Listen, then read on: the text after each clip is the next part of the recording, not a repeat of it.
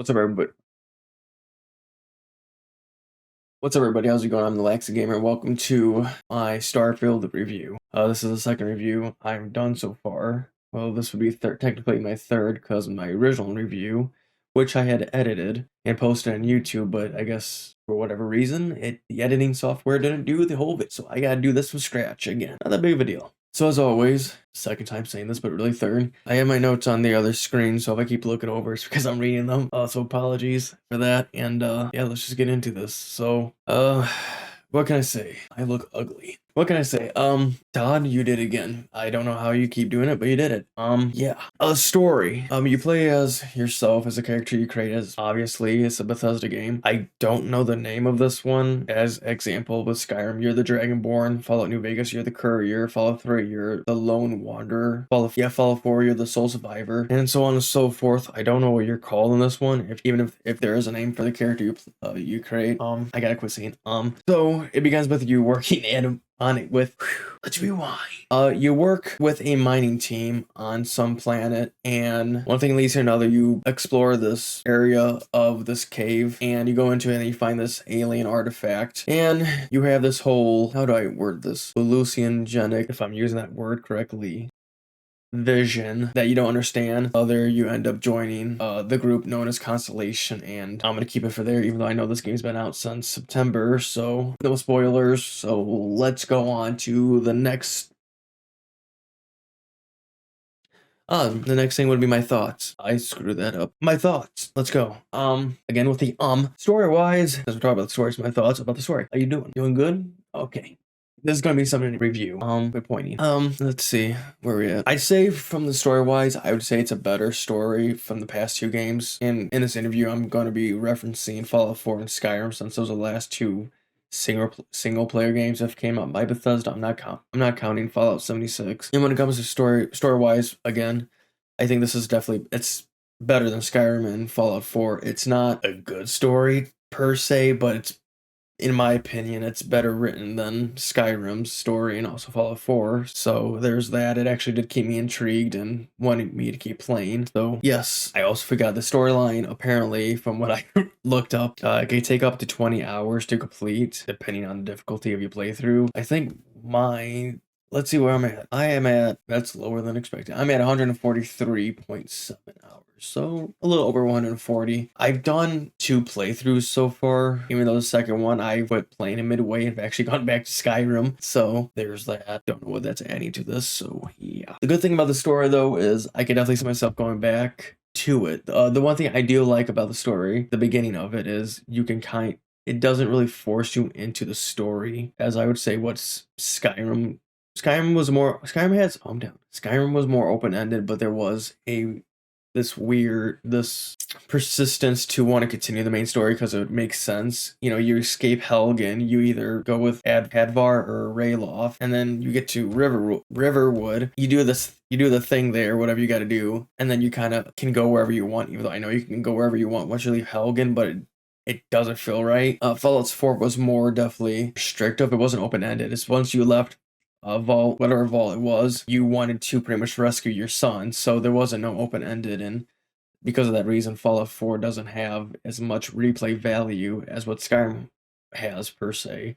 Starfield has definitely more replay value. It's the story is more open-ended, so if you once you get to Constellation, you can do whatever you want. If you want to continue, you can. If you don't, you don't got it. It's open-ended. Plus, I don't know. Now we can go to the next subject. Graphics. It's a good-looking game. Is it a current-gen looking game? No. It is. It's not a bad-looking game, though. It's definitely a PS4, Xbox One looking game. I don't know whatever gen that is. It's definitely one of those looking games. It looks better than Fallout 4 for sure, but it's not next gen. It looks, actually, it's not even next gen. I mean current gen. It looks last gen. I will say though, I have a lot of screenshots in this game. This game has very gorgeous looking backdrops and even just areas in the game. So props to them. I think it was like it's because of the lighting system they use in whatever engine they're using. I don't know if it's the Game Bro engine or if it's still called that. I don't forgive me. Yeah, that's all I got. It's not bad, but it's not current gen looking gameplay. So I don't really got much to say on this one. A lot of people were expecting or want, maybe, I don't, yeah, excuse me, I just had a stroke. Where was I at? Yes, people were expecting or wanting a Skyrim in space. This isn't that. You're not getting a Skyrim in space. If anything, I would say it's a Fallout in space, more specifically Fallout 4 in space. It's not bad. It's definitely more polished than Fallout 4 is. But if you liked Fallout 4, you might like Starfield. Or I should say, if you like the gameplay of Fallout 4, you'll like Starfield. It's Fallout 4 more polished, as I just said 5 seconds ago. I almost said it. Oh my. There is some things this game does to put it on its own. Say this without spoiling it. You get specific abilities that separates it from Fallout 4 and Skyrim. So it does something. Spaceships, gameplay wise, so you get your own spaceship and you can buy other ones with a lot of credits, the end game currency, but I'm not going to go into that yet. I'm going to save this for later. The cons that I have. Space battles, fun. They're not all that, but they are fun. They do get better with specific perks you can get for the space battles or the spaceships. That's really all. I don't really got much to say on the space battles. There's not a whole lot of them, so I'm gonna say the rest of what I got to say about the space battles in the cons section later in this video. So yeah.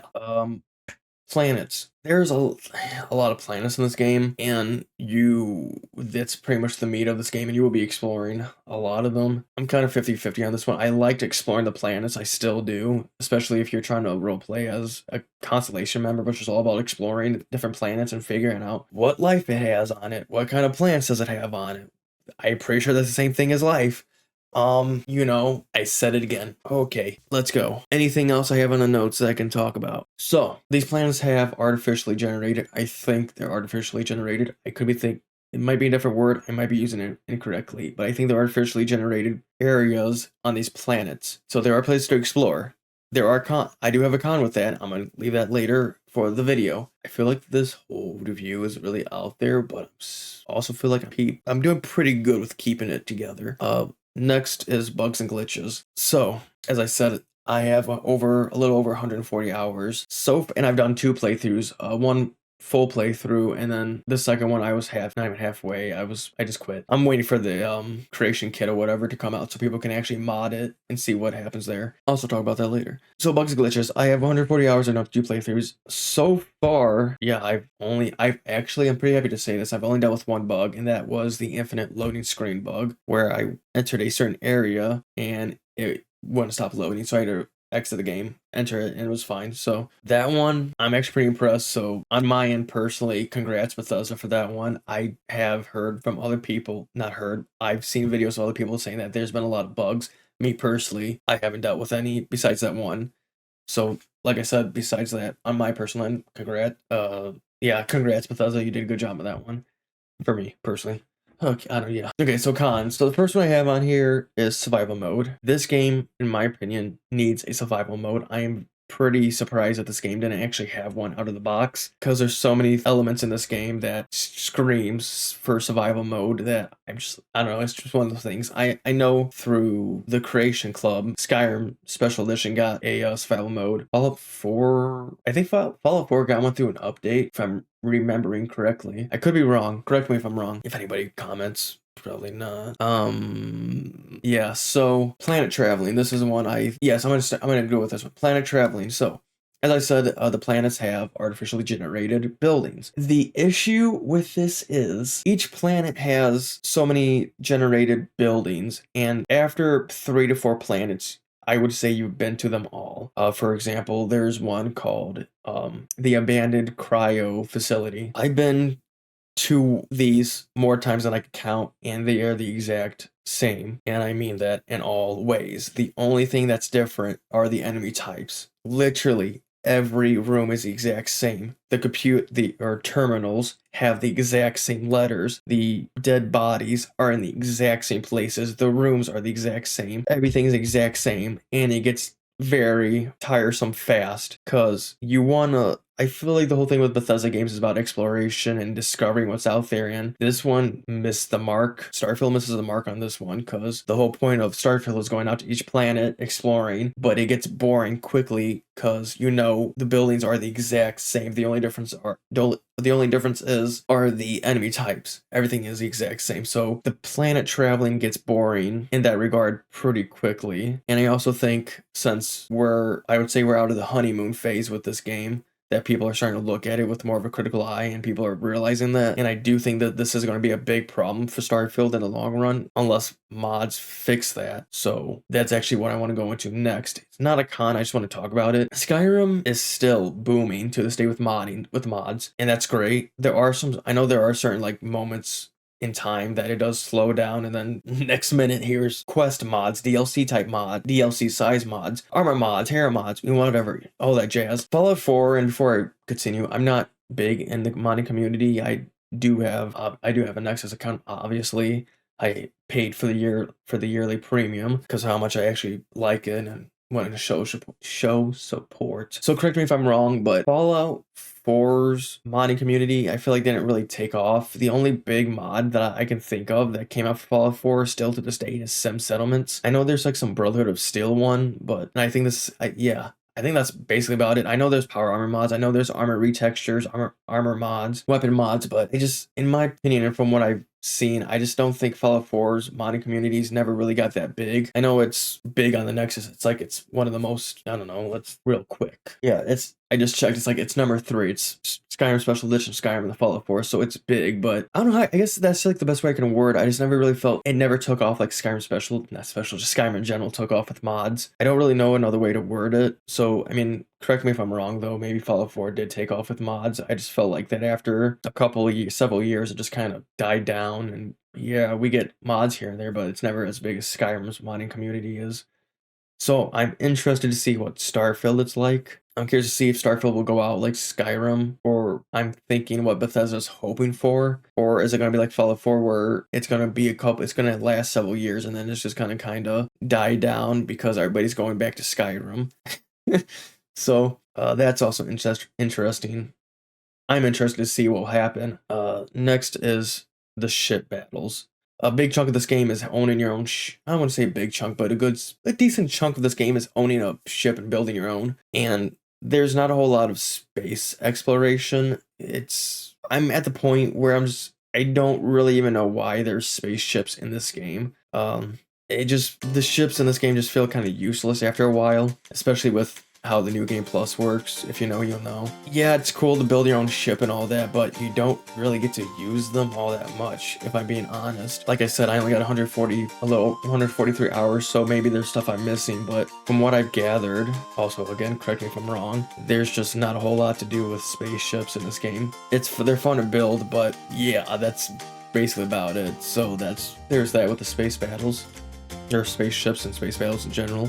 Next up is the engine itself, and I would say the game. Starfield is a very ambitious game. That one is definitely for sure, and I think anybody could agree with that. If not, hey, your opinion, or correct me if I'm wrong. But I definitely do think Bethesda bit off more than they could chew with this game, and it shows.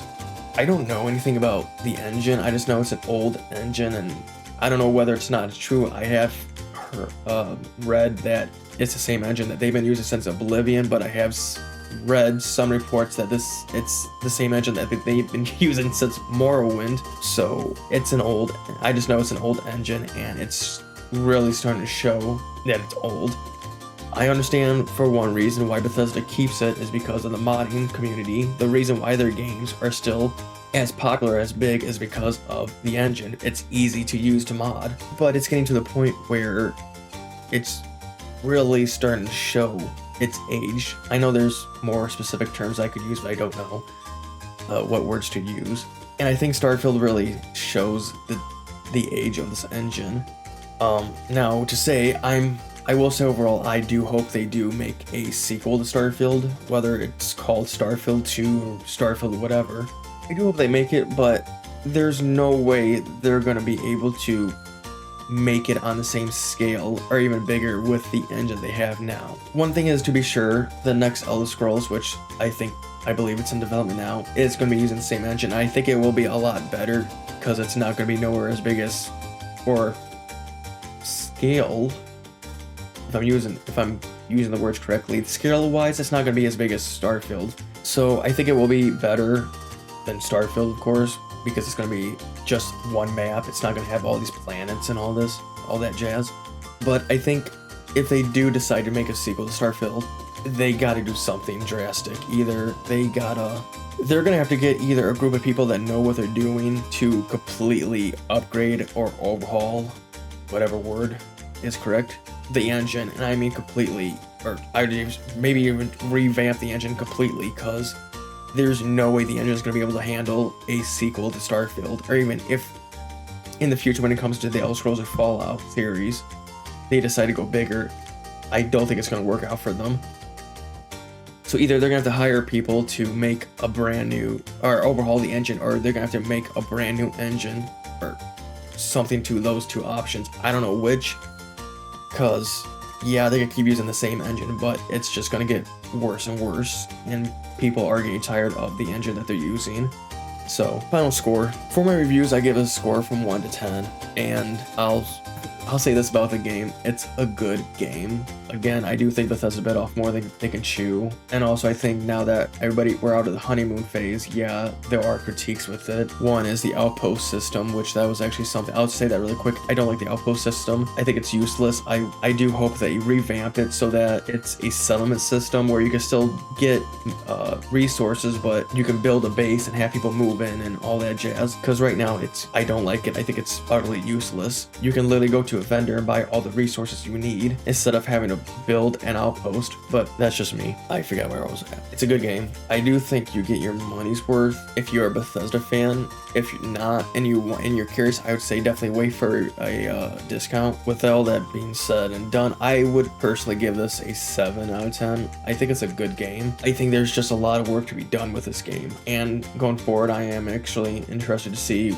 will this game live up to what Bethesda's wanting, which I don't think living up is what I meant, but I'm wondering if the game will last as long as what Bethesda is wanting it to last. Because I think Bethesda, from how they worded it, they want this to last until the next Elder Scrolls comes out, and that ain't going to be until closer to 2030, if anything. I'm just curious to see if this will actually last as long, or will people just, even though I think it's already happening, will everybody just go back to Skyrim again? So I think with enough quality of life updates, and if they're actually serious about updating this game and continually adding stuff and revamping just some stuff in the game, and also with mods, actually no, without mods, I'm talking about just Bethesda in general, I think this could be bumped up to an 8, but I think right now it's definitely a 7. And seeing the whole Game of the Year awards is coming up and Starfield never got nominated for anything doesn't really surprise me either. So yeah, that would be my review. I know it's out there and I apologize for that, but hopefully you guys got something out of it, or helped some people with, I don't know. So there's also going to be no background footage because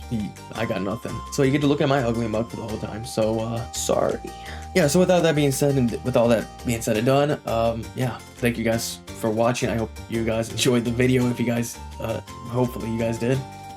Again, apologies, because I know this whole thing was out there. But yeah, if you guys did like it, please leave a like and consider subscribing. And I will definitely see you guys on next review, which should be actually Spider-Man. I just gotta edit the rest of the. I'm already done with that game. I just gotta edit the videos and upload them. So yeah, I'll see you guys on the next video. As they say in Italy, arrivederci.